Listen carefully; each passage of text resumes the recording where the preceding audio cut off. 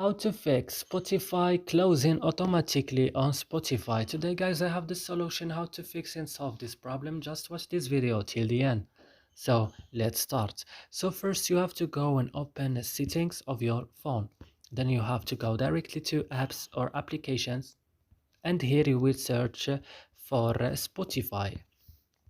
And when you found Spotify, just open it like this and scroll down the screen and go to storage option and go to the last button in the bottom of the screen, clear data. Click OK, and you have to go back and click on force stop and click OK, and then you have to go, the last thing is going to Play Store and update Spotify again. And that's it guys, I hope this video is useful for you. Do not forget to like, also subscribe in our channel, and see you in another videos.